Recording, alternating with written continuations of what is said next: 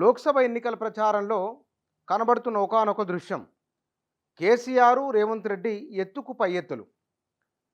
BJP, BRS, కాంగ్రెస్ను రేవంత్ రెడ్డిని అయి ప్రశ్నలతో ముట్టడి చేస్తుంటే వారి ప్రశ్నలకు అతను సమాధానాలిస్తూ వారిని కట్టడి చేసే ప్రయత్నం చేస్తున్నారు. గడిచిన 10-15 రోజుల నుంచి రెండు రకాల విషయాలపైన ప్రధానంగా చర్చ జరుగుతున్నది. అంటే ప్రభుత్వ ఆర్థిక వనరులు, సమయము, ఈ రెండింటిని దృష్టిలో ఉంచుకున్నప్పుడు ప్రభుత్వ సాధ్యాసాధ్యాలేమిటి అనే విషయం ఒకటి.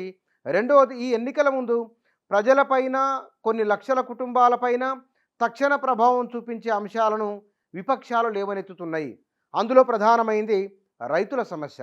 రెండవది, మొత్తం దేశమంతా ప్రభావం చూపేది రిజర్వేషన్ల సమస్య. ఈ రిజర్వేషన్ల సమస్య విషయంలో బీఆర్ఎస్ బీజేపీని తీవ్ర స్థాయిలో కౌంటర్ చేస్తున్నది. రైతుల విషయంలో కాంగ్రెస్ను కౌంటర్ పార్ట్ చేస్తున్నది. ఈ రెండు పార్టీలపైన విమర్శలేస్తూ ఈ రెండు పార్టీలను ప్రశ్నలతో ముట్టడించే ప్రయత్నం చేస్తున్నది. మరొక వైపున రైతుల విషయంలో రేవంత్ రెడ్డి అధికారంలోకి వచ్చిన వెంటనే చేసిన హామీ ఏమిటి, ఇవాళ చెప్తున్నది ఏమిటి, ఇవాళ చేస్తున్నది ఏమిటి? ప్రజలకు ఇచ్చిన మాటను కాంగ్రెస్ పార్టీ విస్మరించింది. ప్రధానంగా రైతుల విషయంలో రైతు రుణమాఫీ చేస్తామని ఎందుకు చేయట్లేని ఒక ప్రధానమైన అంశాన్ని వీలైనని ఎక్కువ సభల్లో మాట్లాడుతున్నారు. గడిచిన 10 ఏళ్ల కాలంలో ఇట్లా ఉన్నదా అనే విషయాన్ని కేసీఆర్ ప్రస్తావిస్తున్నారు. దీనితో పాటుగా వరి ధాన్యం కొనుగోలుకు సంబంధించింది, బోనస్కు సంబంధించిన విషయాలు, రైతు భరోసాకు సంబంధించిన విషయాలు, అన్ని అంశాలు ఒకదాని తర్వాత ఒకటి కేసీఆర్ మాట్లాడుకుంటూ వస్తున్నారు. రెండు భావోద్వేగాలకు సంబంధించిన రెండు చాలా సీరియస్ విషయాలే. బీజేపీని ప్రశ్నించినప్పుడు 10 ఏళ్ల కాలంలో మోదీ చేసింది ఏమిటి అనే ఒకానొక సమస్య. రెండవది, కేటీఆర్, హరీష్ రావు, కేసీఆర్ వీరెవరు మాట్లాడినా సరే రిజర్వేషన్ల విషయంలో మోదీ ప్రభుత్వం ఇది చేయబోతున్నది, తెలంగాణ విషయంలో మోదీ ప్రభుత్వం నష్టం కలిగించబోతున్నది. ఈ విషయాలను వారు వీలైనంత ఎక్కువసార్లు, వీలైనన్ని ఎక్కువ మందికి ఎఫెక్టివ్గా చెప్పే ప్రయత్నం చేస్తున్నారు.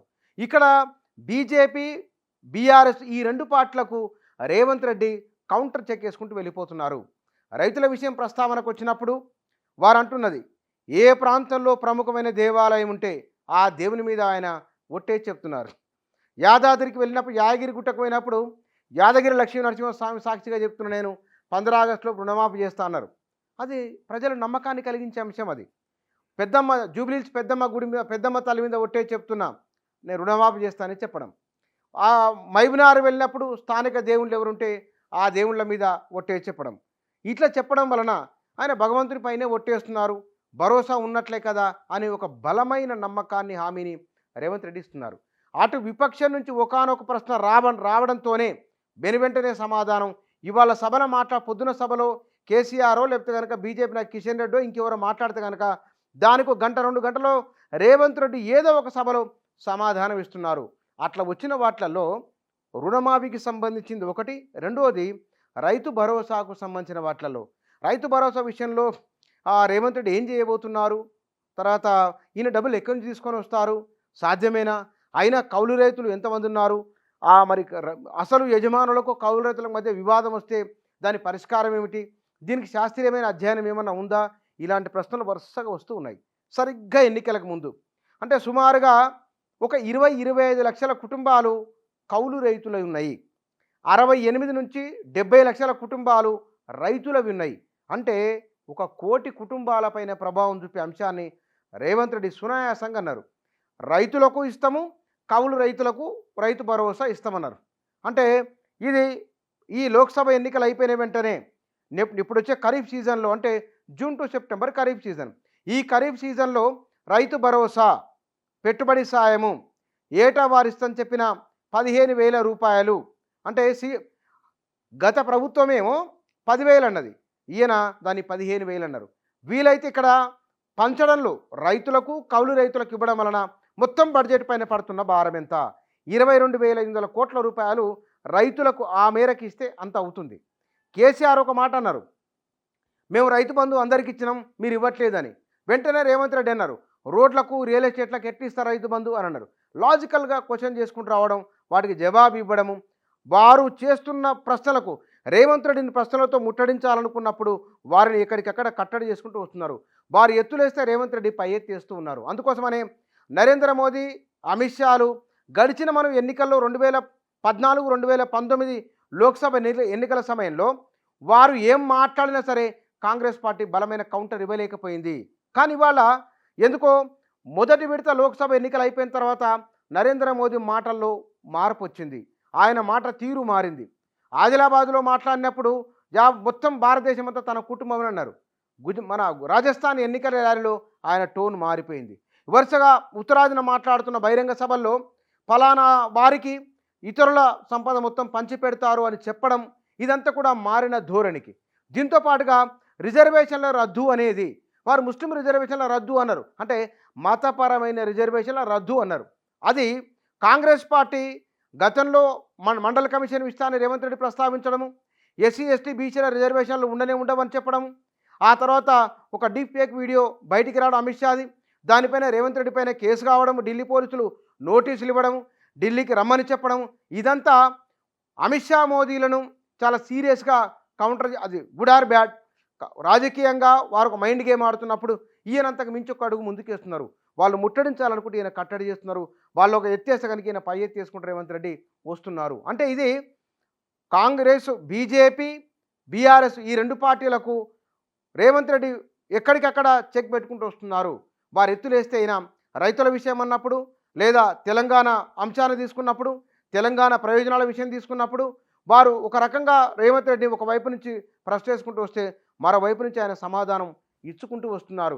ఈ సినారియో మొత్తం కూడా ఈ లోక్సభ ఎన్నికల ముందు కనబడుతున్నది.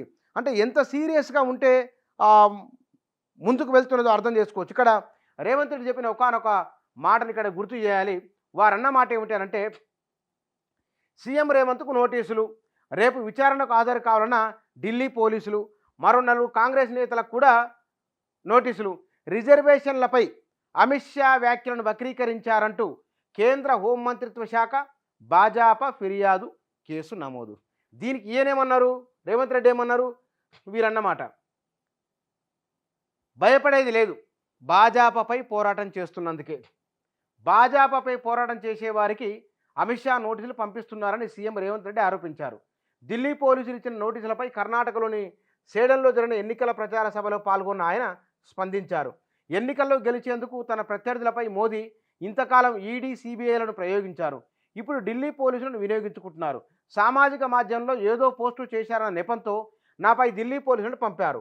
వారు తెలంగాణ పిసిసి అధ్యక్షుడిని, తెలంగాణ సీఎంను అరెస్టు చేస్తామంటున్నారు.